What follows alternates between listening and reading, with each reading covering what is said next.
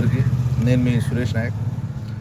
ఇవాళ ప్రభుత్వ స్కూల్లో విద్యా విధానం, విద్యార్థుల్ని బోధించే విధానం, మరి ఆ విద్యార్థులను మరి ఉపాధ్యాయులు ఏ విధంగా చూసుకుంటున్నారు, ఏ విధంగా వాళ్ళకు పాఠాలు నేర్పిస్తున్నారు అనే ఈ యొక్క విషయాన్ని మీకు ఇవాళ వివరించాలని అనుకుంటున్నా.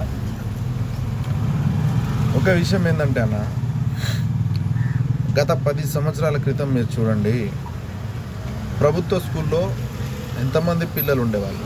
కనీసం ఒక 5 సంవత్సరాల క్రితం తీసుకోండి, ఎంతమంది పిల్లలు ఉన్నారు, ఇప్పుడు ఎంతమంది పిల్లలు ఉన్నారు. దానికి కారణం ఏంటిది? ఎప్పుడైనా ఆలోచన చేసిర్రా వీళ్ళు? చూడండి, గతంలో ఉన్న పిల్లలు ఇప్పుడు ఎందుకు లేరంటే, ప్రభుత్వ స్కూల్లో సరిగా ఉపాధ్యాయులు బోధించడం లేదు కాబట్టి. First point. రెండో విషయం ఏంటంటే, ప్రైవేట్ స్కూళ్ళు విపరీతంగా పెరిగి అవి జనాలను అట్రాక్ట్ చేస్తూ ఉన్నాయి. ఈ 2 పాయింట్ల మీదనే ప్రభుత్వ స్కూల్లో పిల్లలు ఎందుకు వెళ్ళట్లేదు అనే విషయాన్ని మనం ఇలా క్లారిటీగా చర్చించుకోవచ్చు. ఒక విషయం చెబుతా వినండి. ఒక ప్రైవేట్ స్కూల్లో ఒక టీచర్ ఎంత తీసుకున్నాడన్న శాలరీ? సుమారు 15,000, 20,000, 30,000. అంతకన్నా మించి అయితే నాకు తెలిసి ఏ స్కూల్లో కూడా లేదు. మేబీ బిలో 40 అని అనుకోవచ్చు.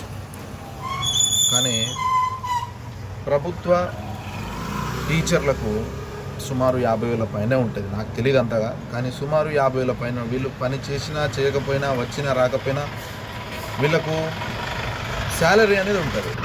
కానీ ప్రైవేట్ స్కూల్ అట్లా కాదు. సమ్మర్లో వాళ్ళకి ఇవ్వరు, సమ్మర్ హాలిడేస్కి వాళ్ళకి ఇవ్వరు, వాళ్ళకి బోనస్లు ఇవ్వరు, వాళ్ళకి ఎక్స్ట్రా ఇంకేమైనా చేసినా ఇవ్వరు. మళ్ళీ వాళ్ళని సమ్మర్లో శాలరీ ఇవ్వరు కాబట్టి వాళ్ళని అడ్మిషన్స్ కోసం తిప్పుతారు. వాళ్ళని ఎండ ఉండని ఏముండని ఏం చేసినా కూడా వాళ్ళను ఏం చేస్తారంటే సమ్మర్లో అడ్మిషన్స్ కోసం పంపిస్తారు. అడ్మిషన్స్కి వెళ్తే వాళ్ళకు ఒక అడ్మిషన్స్కి ఇంత అని వాళ్ళు టార్గెట్ పెడతారు. నీకు ఒక అడ్మిషన్ చేయని చెప్పిస్తే నీకు 1000 రూపాయలు వస్తాయన్న, నువ్వు వెళ్ళి చేయమంటే వాళ్ళు ఏం చేస్తారు, సరే ఏంటంటే అన్నీ చేస్తారు వాళ్ళు. ఎందుకంటే వాళ్ళకు ఇన్కమ్ వస్తుంది కదా, వాళ్ళకు వేరే ఆప్షన్ అయితే లేదు, ఆల్టర్నేట్ అనేది లేదు. అట్లాంటప్పుడు వాళ్ళు ఏం చేస్తారు, ఎండలో అక్కడో ఇక్కడో తిరిగి, ఊర్ల పొంటి తిరిగి అడ్మిషన్ సంపాదిస్తారు. దానివల్ల వాళ్ళు ఏం చెప్తారంటే, మా స్కూల్లో అది చేస్తారు, మా స్కూల్ 10/10 కొట్టింది, మా స్కూల్లో ఇంత ర్యాంక్ వచ్చింది, మా దాంట్లో అందరు పిల్లలు పాస్ అయ్యారని చెప్పేసి అంటారు. కానీ ప్రభుత్వ ఉద్యోగంలో, ప్రభుత్వ పాఠశాలలు ఏ విధంగా ఉంటాయంటే, హాలిడేస్ వస్తే పిల్లల్ని పట్టించుకోరు. సంక్రాంతి హాలిడేస్ కానీ, దసరా హాలిడేస్ వస్తారు కానీ ఇంకేం పట్టించుకోరు. మరి ఇంకేమైనా ప్రత్యేకంగా ఏమైనా క్లాసెస్ పెడదామా, ఒక 2 days అట్లనే పెడదానా, లేకపోతే పిల్లల్ని వెళ్ళి కలుద్దామనే ఇది చేయరు. ఎందుకంటే వాళ్ళకి హాలిడేస్ వచ్చింది కదా, అది చాలా ఇంపార్టెంట్ వాళ్ళకి హాలిడేస్. కానీ ఈ చదువు కొద్దిగా గొప్ప చదువుకున్నది ఉంటుంది కదా, అదేం చేస్తారంటే అదంతా మర్చిపోతారు పిల్లలు. మళ్ళీ 10 రోజులు హాలిడేస్ వచ్చేసరికి, 15 రోజులు హాలిడేస్ వచ్చేసరికి మర్చిపోతారు. ప్రైవేట్ స్కూల్ ఏం చేస్తారు, వాళ్ళని మళ్ళీ క్లాసెస్కి పిలుస్తారు, 2 రోజులు 3 రోజులు ఇస్తారు, వాళ్ళకి పేరు హాలిడేస్. అంటే ఇప్పుడు వాళ్ళకి భయం ఏంటి తెలుసా, వీళ్ళు మాకు పైసలు కడుతున్నారు, వీళ్ళు మాకు ఫీజులు ఇస్తున్నారు, వీళ్ళ పిల్లలకి చదువు కనుక రాకపోతే రేపు వచ్చి మా మీద పడతారు అనే భయం వాళ్ళకు ఉంటుంది. 1000 ఫీజులు కట్టించుకుంటాను కదా కాబట్టి అనే భయం వాళ్ళకు ఉంటుంది. కానీ గవర్నమెంట్లో ఏముంటుంది, వీళ్ళు వెళ్ళి అడగరు, మా పిల్లాడు ఎందుకు చదువుతలేడండి అడగరు. ఎందుకంటే ఈయన ఇక్కడ ఫ్రీగా దొరుకుతుంది కదా. చూడండి, ఇక్కడ ఫ్రీగా దొరుకుతుంది ఇక్కడ వీళ్ళకి, కాబట్టి ఫ్రీగా ఉండేదానికి దేనికి వాల్యూ ఉండదు. ఈరోజు విద్యను ఇలా ఉచితంగా అందిస్తూ ఉంటే వీళ్ళకు దానికి వాల్యూ అనేది లేకుండా పోయింది. అదే ఒక 10,000, ఒక 20,000, ఒక 30,000 అట్లా ఫీజులు కడతా ఉంటే వీళ్ళకేమనిపిస్తుంది, మా పిల్లాడు చదువుతున్నాడా, మా పిల్లాడు చదవడం లేదా, మా కొడుకు చదువుతున్నాడు, మా బిడ్డ చదువుతూ ఉందా అనేది చేస్తూ ఉంటారు. వాళ్ళ అవసరమైతే పేరెంట్స్ మీటింగ్ ఉంటుంది, మంత్లీ ఒకసారి పేరెంట్ మీటింగ్ ఉంటుంది. ఆ మీటింగ్లో కూడా వాళ్ళు చెప్తారు, మా వాడు చూసుకోండి మేడం, మా వాళ్ళని చూసుకోండి, టీచర్ చూడండి సార్ అని చెప్పేసి వస్తారు. కానీ గవర్నమెంట్ స్కూల్లో కనీసం టైంకి కూడా రెడీ చేసి పంపారు పిల్లలు, పేరెంట్స్. 9 గంటలకు స్కూల్ అంటే, క్షమించండి, 10 గంటలకు స్కూల్ ఉంటుంది, 9:45కి ఇక్కడ ఉండాలి. 10 గంటలకు స్కూల్ పెడితే ఏ పిల్లాడని చదువుకుంటాడు చెప్పండి? వాని మైండ్ ఎప్పుడు దాకా ఉంటుంది? 9 గంటలకు స్కూల్ పెడితే 8 గంటల వరకు వాని పని వాడు చేసుకొని వాడు రెడీ అయ్యి 9 గంటలకు వస్తే 9 నుంచి 10, 11 ఈ 2 గంటలు వానికి ఏ క్లాసెస్ చెప్పినా కూడా బిలో 12 వరకు ఏ క్లాసెస్ చెప్పినా కూడా వానికి మైండ్కి అనేది ఎక్కడం జరుగుతుంది. 10 గంటలకు పెడితే పోయి నిద్రపోతాడు వాడు స్కూల్లో. కనీసం ఏం నేర్చుకుంటాడు? ఇవాళ నేను చెప్పిన పాఠం ఎంతమంది నేర్చుకుంటున్నారు అని చెప్పే టీచర్లు కూడా లేరు ఇవాళ గవర్నమెంట్ ప్రైవేట్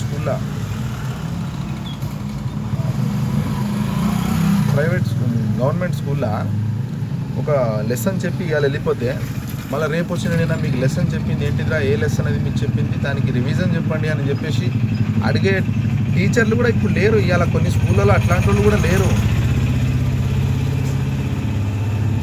మరి చదువుకున్నాడా చదువుకోలేదా మనం రాసుకొచ్చినా అంటే వస్తాడు, ఇట్లా చేస్తాడు, ఒక 2 దెబ్బలు కొడతాడు, వెళ్ళిపోతాడు. వాని గురించి పట్టించుకోవడం లేదు ఇక. మళ్ళా నువ్వు దగ్గర తీసుకొని అరే అట్లా కాదురా పోయి ఇట్లా చదువుకోవాలి, ఇదే ఉంటుంది లైఫ్.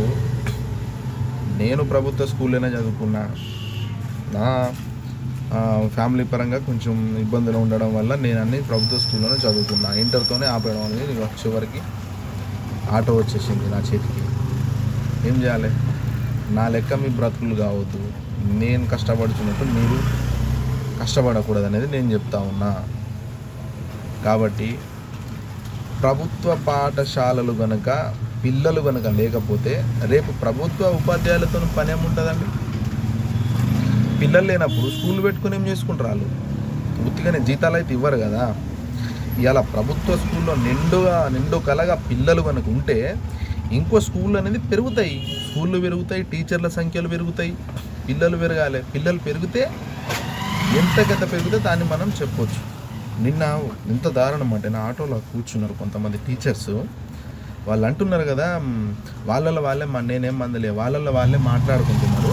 ఏమంటున్నారంటే మన స్కూల్లో మనం ఖాళీగా కూర్చుంటున్నాం, వాళ్ళ ప్రిన్సిపాల్ ఉండి చెప్పాడంట, మేడం మీరు ఖాళీగానే కూర్చున్నారు, మన దగ్గర పిల్లలు లేరండి, నేను వేరే స్కూల్స్కి నేను రిఫర్ చేస్తానండి, అక్కడికి వెళ్ళి చెప్పండి. మీరు 3 ఉన్నారు కదా, ఇక్కడ 4 పిల్లలు కూడా లేరు, వేరే స్కూల్లో కొంచెం స్ట్రెంత్ ఎక్కువ ఉన్నదంట, అక్కడికి వెళ్ళి మీరు చెప్పండి, ఇక్కడ ఉన్నా కూడా మనకేం లేదుగా మేడం అని చెప్పేసి అంటే వాళ్ళు బాధపడుతున్న వాళ్ళు కూడా ఉన్నారు. సరే మేము పిల్లలకి ఏం చేయలేకపోతున్నాం, ఎక్కడ పిల్లలు లేకపోతున్నారు అని చెప్పేసి అంటున్నారు. కానీ ఒక్కసారి కూడా వాళ్ళు ఎవరింటికన్నా వెళ్ళి గవర్నమెంట్ స్కూల్కి పంపండి అమ్మా, మేము చూసుకుంటున్నాం, మేము కష్టపడి ఇవాళ ఈ జాబ్ కొట్టిన వాళ్ళం, ఈ జాబ్ ఏం మాకు ఎట్లా అంటే ఆషామాషిగా రాలే, మాకు డిగ్రీలు చేసి, పీజీలు చేసి, పిహెచ్డీలు చేసి, టెట్లు రాసి, డిఎస్సీలు పాస్ అయ్యి ఇవాళ మాకు జాబులు వచ్చినాయి. అట్లాంటిది మీరు ప్రైవేట్ స్కూల్కి ఎట్లా పంపిస్తారమ్మా? కేవలం డిగ్రీలు చదువుకున్న వాళ్ళే అక్కడ ఉంటారు. మేము గవర్నమెంట్ జాబ్ వాళ్ళకన్నా మేము ఉద్యోగాలు సంపాదించినామంటే మీరు చూడండి, మేము గొప్పలా వాళ్ళు గొప్పలా మీరు చూడండి, మా స్కూల్కి పంపండి మేడం, మేము మీ పిల్లల్ని చాలా బాగా చూసుకుంటాం, మంచిగా చదువుకుంటాము, చెప్తాము మేము అని చెప్పేసి ఏ టీచర్ కూడా ఇవాళ ఎవరి ఊర్లలో వెళ్ళి చెప్పే పరిస్థితి లేదు, చెప్పరు కూడా. ఆల్మోస్ట్ ఈ ఒక్క మాట కనుక మీరు చెప్తే మీరు సంపాదించుకునే సంపాదన మీ దగ్గరే ఉంటుంది, 1 రూపాయి కూడా మీకు అదనంగా తగలదు. కొంతమంది డోనర్స్ ఏం చేస్తారంటే ఆయా స్కూళ్ళలో పెన్స్ కానీ బుక్స్ కానీ ఇంకా పంచుతారు, గవర్నమెంట్ స్కూల్స్లలో పంచుతారండి. అట్లా పంచినప్పుడు వాళ్ళకు ఏం చెప్పాలి, వాళ్ళు ఇంకా రెట్టింపు ఉత్సాహం వచ్చేలా చేయాలి. మీకు 1 రూపాయి కూడా తగలదు, యూనిఫామ్ మేమే ఇస్తున్నాము, షూస్ మేమే ఇస్తున్నాము, ఫుడ్ మేమే ప్రొవైడ్ చేస్తూ ఉన్నాము. మీరు టైంకు కేవలం 9 గంటలకు మీరు స్కూల్లో పిల్లల్ని టైంకు పంపించండి, మిగతాదంతా మేము చూసుకుంటామమ్మా అని చెప్పేసి అనండి.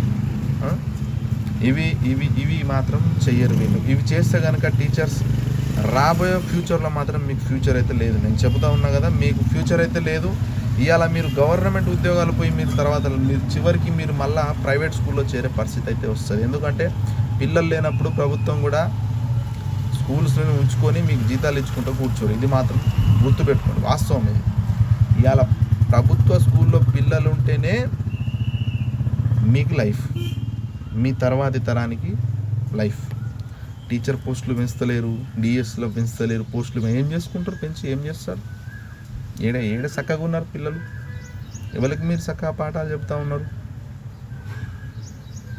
మీ మనస్సాక్షిని, మీ ఆత్మసాక్షిని పరిశీలించండి. పేదవాళ్ళ పిల్లలకు నాణ్యమైన విద్య అందేలా చూడాలని చెప్పేసి నేను రిక్వెస్ట్ చేస్తూ ఉన్నా. మాకు ఇచ్చేది ఏం లేదు, మీకు తెలిసిన చదువును మాకు నేర్పండి, మీకు తెలిసిన జ్ఞానాన్ని మాకు నేర్పితే ఏదో ఒక పని చేసుకుంటాం, మేము బతికేస్తాం. అంతే తప్పించి నా లెక్క ఆటోలో నడుపుతూ ఇది చేస్తూ కష్టపడే పరిస్థితి అయితే ఇంకొకరికి రాకుండా చూడండి మీకు. ఎందుకంటే గొప్పవాళ్ళు, మీరు చాలా కష్టపడి చదివి ఎన్ని రాత్రులు మీరు తిండి లేకుండా చదువుకుంటూనే కుటుంబానికి దూరమై ఉండి ఎక్కడెక్కడో వెళ్ళి లైబ్రరీస్కి వెళ్ళి చదువుకొని చాలా ఇది చేసి ఉంటారు. కాబట్టి నేను చెప్పేది కేవలం మీకు కనువిప్పు కొరకే. Respected teachers all, please do this only one thing. ఇది తప్ప నేను ఇంకేం చెప్పదలుచుకోలేదు. Thank you all.